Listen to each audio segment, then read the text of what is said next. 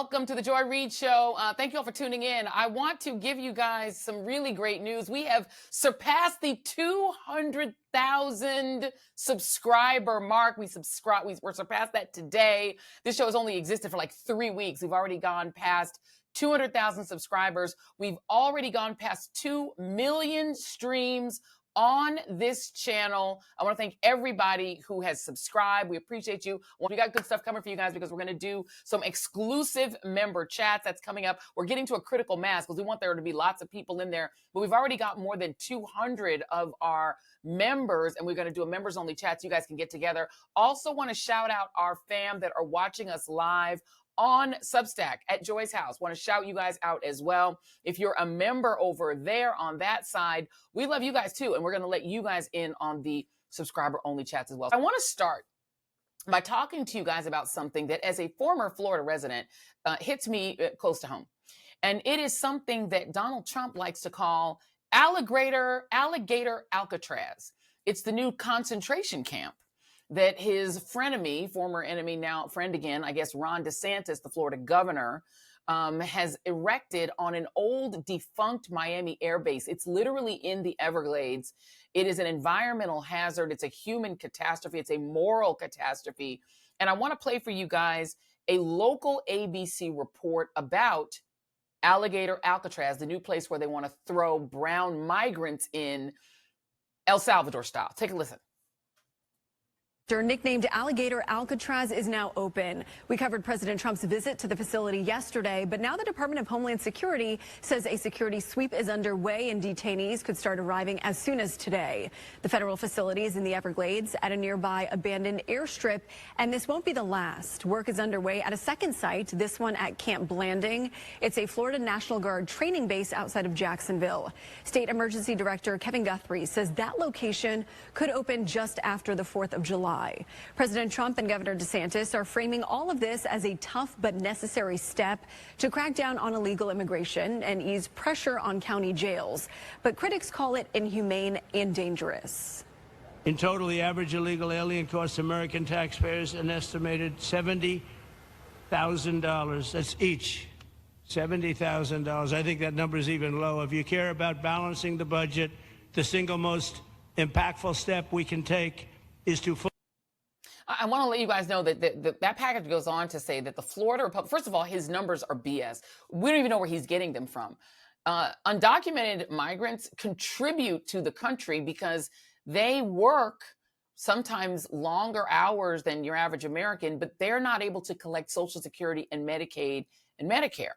In some states, they can get some benefits from Medicaid, but in general, they don't get any social benefits, but they pay in. The money's taken out of their check, but they can't get it. They don't get retirement benefits or anything. So they're putting money into the economy and also feeding us and doing all the construction and all the hard labor that Americans don't want to do and won't do for any amount of money, but especially for the low amounts of money that they get paid on farms and in meat packing facilities, et cetera. But let me show you guys Alligator Alcatraz, this facility that Kristi Noem, the puppy killer, and Ron DeSantis and Trump were so proud of. Let's play a little bit of it. Let's show you guys what it looks like.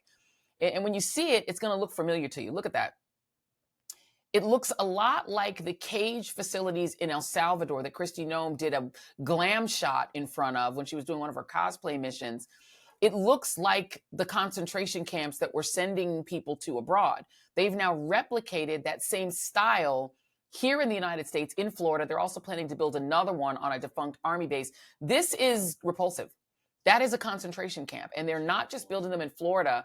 They're planning them in other red states as well. Donald Trump bragged that, well, only red states are doing them because the blue states don't do so well. Yeah, they don't want to have those in blue states. But I want to give you guys just a little bit of history, because the term Alligator Alcatraz is reminiscent of something that is also a piece of Florida history that's actually pretty repulsive. And it is the term gator bait. I don't know if you guys have ever heard the term gator bait.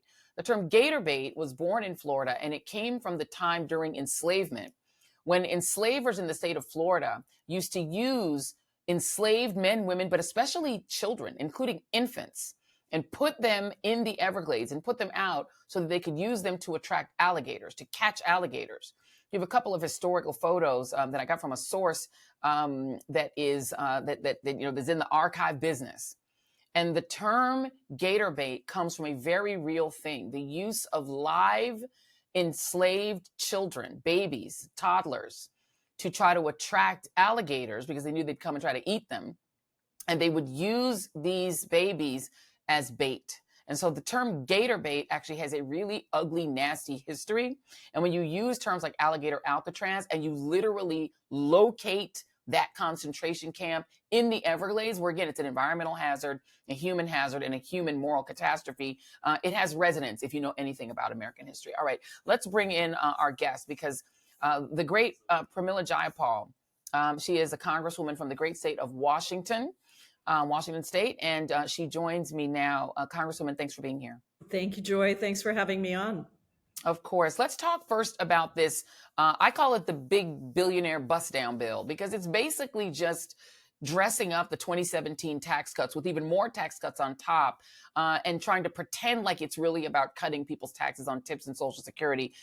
What, in your view, is the most egregious thing in that bill that has now passed the Senate and is coming back to the House? It's really tough to pick because there's so many things. I call it the big bad betrayal bill, because Trump promised to do a lot of things for working people. And I think people, who voted for him maybe believed that he was going to. But kicking 17 million Americans off of healthcare is probably at the top of my list, because, this is folks who are on Medicaid, 12 million people on Medicaid, and then the remaining 5 million because of changes to the Affordable Care Act. These are grandmas in nursing homes. These are kids who, parents who are delivering children. 60% of the births in Mike Johnson's home district, home state of Louisiana, are births paid for by Medicaid. And I think folks with disabilities, there's so much that Medicaid covers. And so that whole piece around healthcare is huge, but it is directly connected to what you said. And so this has got to be tied for first place, is $5 trillion of tax cuts directed at the billionaires and the millionaires. 1 trillion of those tax cuts are for the richest 1%. So Jeff Bezos, who just paid $50 million for a wedding in Venice, is going to get a tax cut here. And what they're promising, any tax cuts that are for working people, first of all, are very narrow. Secondly, are only for 2 or 3 years, whereas the tax cuts for the billionaires are huge and they're permanent, Joy. So you have to look at this whole thing. And by the way, the bottom 20% of people in the United States will actually see their taxes go up.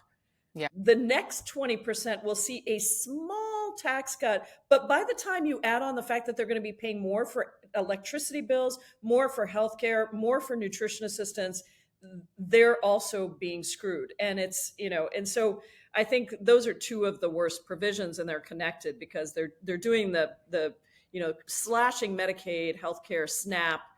3 million Americans are going to get cut off of nutrition assistance in the richest country in the world. I want to just look up for you so that those of you could see on the screen. We have a slide here that we're going to show you that shows you who wins and who loses. So this is called winners and losers in the tax cut. Okay, so if you are in the bottom 20%, if you're in the bottom 20% income earners, you are going to get it's kind of neutral for you. Your taxes are going to go up because you're going to be paying more as a percentage of your income because of things like the sales taxes that are going up. If you are in the top 1% at the bottom of the screen, you are the ones who are getting the vast majority of the benefit. You can see that chart gets wider and fatter as it goes to the bottom of the screen, because as you get to the bottom of the screen, that's the people who get the most tax cut. That's right. They get the most tax cut. If you look in the middle, sort of second 20%, that little bit up there, they're claiming that they're going to do a no tax on tips, Congresswoman. But from what I understand about it, this is not going to be as good as it seems, because in order to get the no tax on tips, if you have tipped income, you actually have to make enough money to file a 1099. Because the tax, right, it's coming out of your filed taxes. Most people who live on tipped income don't make enough money to file a 1099. So you'll never, it's like a it's like a myth, right? They're pretending that they're giving it to you, but it's like a jack in a box where it pops up and then it goes back down. It's not real, because unless you actually file a 1099 and you make enough money to do that, you're not getting that tax cut. Is that accurate? No, that's exactly right. And also, by the way, Joy, how about the fact that if you really wanted to help those workers, why not just increase the minimum wage?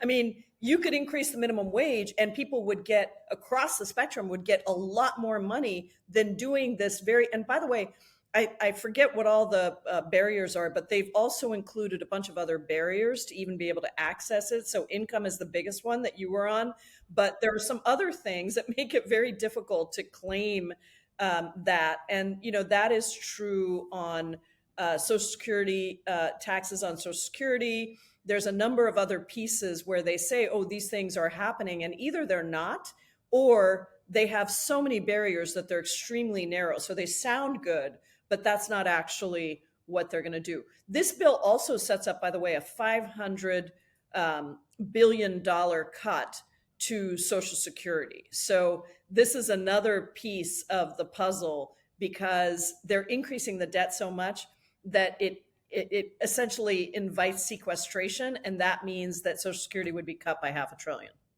And you're from Washington State, and I know there's a lot of high-tech industry in your state. Because the other thing about this, that what this bill also does is it exempts, it essentially says that AI companies can operate for, what, a decade, and local and state regulations would not apply to them. There's no way to regulate if, you know, a AI company wanted to put a big polluting, you know, AI factory in your neighborhood. There's nothing your local or state government could do. Is that accurate? Well, that was in the House bill that was passed. And then there was discussion about keeping it in the Senate bill. And they tried a number of different things between different Republicans, and actually it was taken out. So that was a provision that was taken out by the parliamentarian. There were a number of other, you might remember that the House bill had a provision that essentially said that courts, federal courts, could not hold the Trump administration in contempt, right? This is all about Trump. And even I saw even Elon Musk seemed to recognize that the other day with a tweet that said this is all about making sure that he's never going to be held accountable for any of the things that he's done. But that provision also got stripped out. So I have no doubt that they'll try to pass it with a regular bill, but that did get stripped out as well. Let's go back and see the winners and losers. This is from May. This is a piece from Axios. And this was a sort of layout, you know, in chart form of who the biggest losers and winners would be in terms of what Donald Trump submitted as a budget that he wanted. So the Department of Defense, look at that at the top, you all. If you look at the chart, the big giant purple line, that is the Department of Defense. That's the biggest place that you could theoretically cut if you wanted to cut the size of government. That's where most of the money is, other than Social Security. They are getting an increase in their budget. Homeland Security, because they want more ICE agents, more people who can roust brown people in these streets. They get more money. Veterans Affairs gets a tiny bit more money. State Department, it wins and it loses. They are on the yellow loser side and on the winner side, because they're going to add a few things for Veterans Affairs, but they've actually even cut the suicide hotline. So they're cutting some critical things for veterans and adding some more. Obviously gutting the State Department, the Department of Energy. Not a good sign, because it means that we're going to be walking away from our commitments to try to diversify where we get our energy from. It's all about oil and gas, Health and Human Services, and the Department of Housing and Urban Development take the biggest cuts. For your constituents, Congresswoman, can you talk just about the environmental cuts? Because it seems to me that we were on a roll during the Biden administration and under Obama of trying to make our energy more green. This feels like a complete retrenchment on that. It is. And actually there are a couple of Republicans who are nervous about this, because guess what? All that we put the most money into taking on climate change under the Biden administration, right? That was the Inflation Reduction Act, the largest investment ever. And a lot of that was around tax credits to stimulate local manufacturing, domestic manufacturing of solar panels, of wind, of green energy fuels. And what happened is some of that money went into Republican states. And guess what? It is doing really well And so this retraction of everything that was in the Inflation Reduction Act essentially also leads to, not only are we going to lose 1 million jobs, that's the estimate, is that we'll lose 1 million jobs, but on top of that, we are going to lose the race to a green energy economy, to China, to other places in the world that are investing, India investing in clean energy technologies. We're not going to be doing that anymore. We're going to be stuck on fossil fuels. So this is a huge step backwards. I want to say something about what you said about the money that's going to the Defense Department, to the Pentagon, and to DHS. The Defense Department is the only agency, the Pentagon is the only agency, federal agency, that has never successfully passed an audit. So this agency has failed 7 audits, right? So if you're talking about waste, fraud, and abuse, where is the first place you should go? You should go to the Pentagon. But instead, it's $1 trillion. For the first time, we're going to give over $1 trillion. And most of that money goes to 5 for-profit defense contractors. It doesn't go to veterans. It doesn't go to, most of it doesn't even really go to our troops. A lot of it just goes into the pockets of these for-profit defense contractors. On the DHS, including Elon Musk, right? Isn't he a defense? Or Peter Thiel? Defense contractors, absolutely. On the DHS part, this is really important because this big bad betrayal bill is not disconnected from what we're seeing with immigration on the streets. It actually supercharges ICE's activities in terrorizing local communities, in kidnapping and disappearing and deporting immigrants across this country. Right now, for detention, for ICE detention, we spend about $3.5 billion. The big bad betrayal bill increases that number to 45 billion. 45 billion from 3.5 billion. So across the board, and then there's separate money for ICE agents, for any number of pieces of the transportation, the deportation, all of that. So it is really essentially saying, if whatever you see right now, Joy, multiply that by 10 to 12 times. That's what we're going to start seeing in terms of ICE agents terrorizing, disappearing, kidnapping immigrants, deporting them to third countries, holding them in incarceration facilities. These are jails now. These are not really civil detention centers, which is what they're supposed to be. I mean, concentration camps is what I call them. We just looked at that alligator one in Florida. Well, that looks exactly like CCOT. It's an American version of CCOT. You've been doing these field hearings specifically on this issue of immigration and this attack on non-white migrants. And I will note that there's a new there's a new New York Times piece that says that Donald Trump has, quote unquote, joked that Stephen Miller, if he had his way, would reduce the population of this country by 2/3 to 100 million people, and they would all look like Stephen Miller. Wow. So I think he's saying something quite clear. That means that Stephen Miller is even further white nationalist than Donald Trump. Yeah. What have you learned in these field hearings?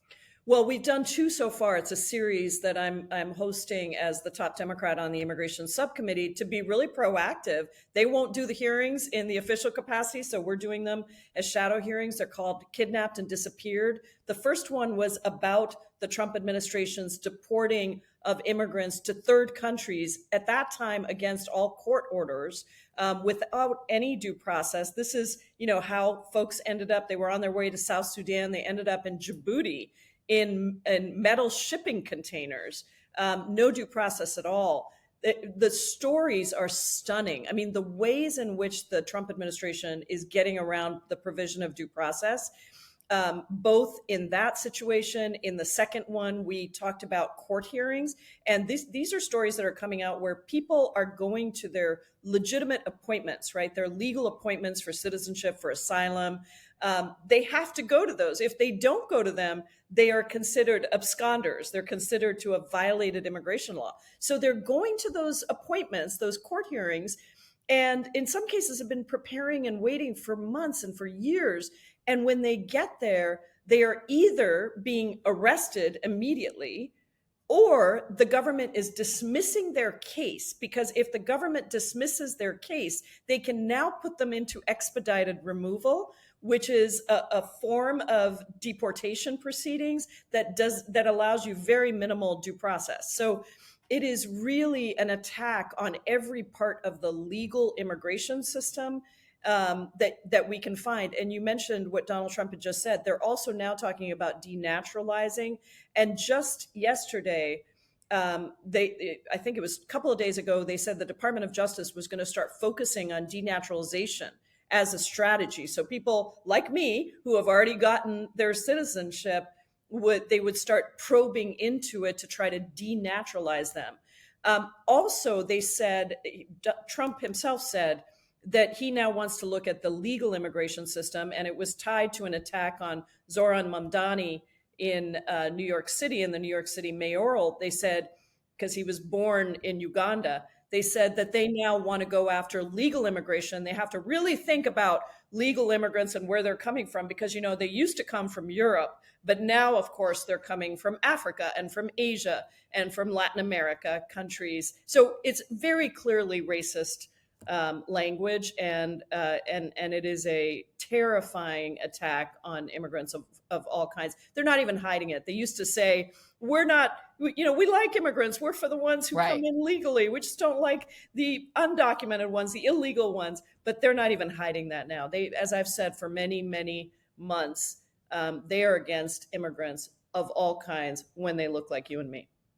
Right, exactly. And I mean, I think Cuban Americans are discovering that. I think many of them thought of themselves as white people until they discovered that they're Latin, just like Mexican Americans and Guatemalans and Hondurans and everyone else, and that they're thought of the same exact way by MAGA. Venezuelans also getting the same surprise, Correct. that they are now losing their special status on immigration. Obviously, Haitians already knew where they stood, but there's still a lot of them that were Haitian Americans are voting Republican.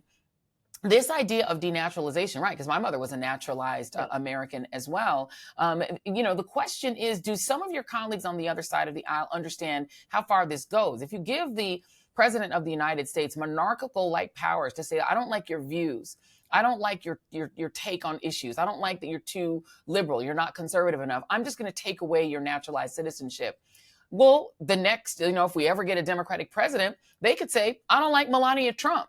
She wasn't born here. She was born in Slovenia. She is a naturalized citizen. She's out of here. And by the way, Ivana Trump, the late Ivana Trump, who's buried in the golf course in New Jersey in Donald Trump's golf club, she wasn't an American citizen. And 3 of her children are Don Jr., Eric, and Ivanka. And maybe the next Democratic president says, you know what? I don't like the Trumps.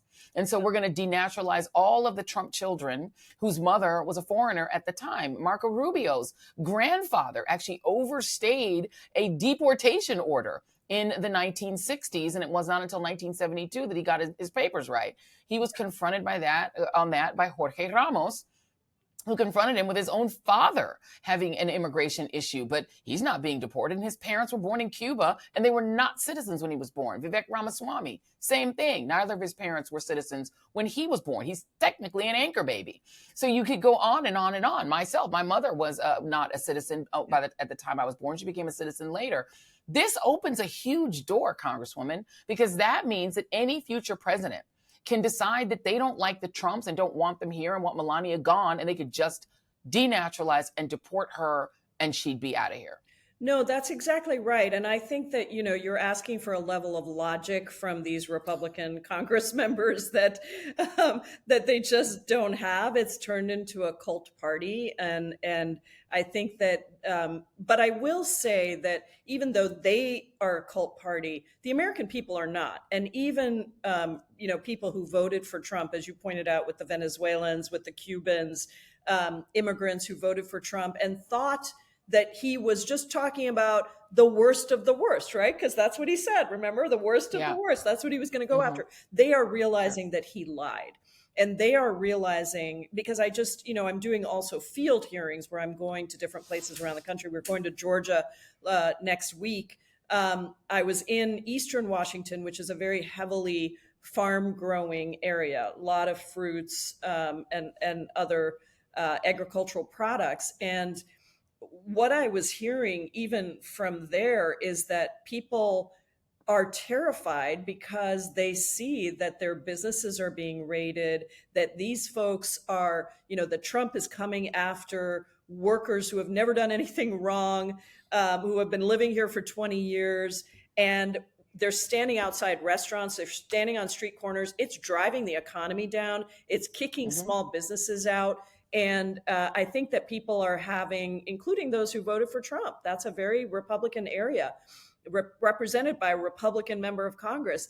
They are realizing that this is crazy. If you can attack any group of people that you call immigrants, including those with legal status, including those who have been undocumented but never committed a crime, including folks with TPS, taking away parole. We had a Haitian man there who was in tears, Joy. He was talking about how he was trained as a doctor in Haiti. And he came here, he had parole, he had a legal status. He actually had TPS, excuse me. He was here on temporary protected status. And he said, now they've taken that temporary protected status away and they want me to self-deport, but where am I going to self-deport to? I can't go back to Haiti. So I think that the reality of what this actually means, including for US citizens, as you said, when we're talking about denaturalization, when you're talking about US citizens who are married to folks who are immigrants, right? Because we have so many mixed status families. And there was a US born white woman who was married to an undocumented immigrant who was there sharing her story. And, she said, and they dragged my husband from the backyard to the front yard. And, she was so horrified. And so I think this is what we have to recognize, is that anytime you have a dictator or an authoritarian, they go after the most vulnerable population first. And part of it is to see, what does society do? How does society react? Will they allow us to get away with this? And then they start going for the next group and the next group and the next group. So I keep telling people, this is why it's so important that we stand up. It's why it's been so important to do these field hearings, these shadow hearings, to make sure we're shining a light on this, and to not sit back and allow them to do the things they're doing. Some of the most inspiring things have been when people encircle courtrooms and refuse to allow ICE agents in. There are all kinds of nonviolent resistance tactics that we have to use. And I've started something called Resistance Lab, Joy. People can sign up at resistancelab.us. It's a training on really the documented, most effective ways to counter democratic backsliding, nonviolent resistance tactics, to build that movement. And we've already trained over 10,000 people in all 50 states. And the next one's coming up on July 13th. So we're going to keep doing those, because that is what we have to realize, is the United States has been complacent for too long. We think that maybe these checks and balances were supposed to keep us safe, but we're seeing that they assume that people on the other side also care about the Constitution. Not the case right now. Not the case right now. Congresswoman Pramila Jayapal, always appreciate you being here. Thank you so much. Keep doing what you're doing and keep us informed of what's going on, particularly on these field hearings, because we'd love to have you back. Thank you so much, Joy. Thank you. Thank you. Thank you. All right. I want to thank y'all for tuning in. Be sure to like and subscribe, share this channel. Make sure that everybody subscribes to the YouTube channel. 70% of people are lurking, watching these shows and not subscribing. Why would you do that? So make sure that you like, subscribe, and throw some comments in. Thank you all for joining the Joy Reid Show. See you on the next one, and goodbye for now.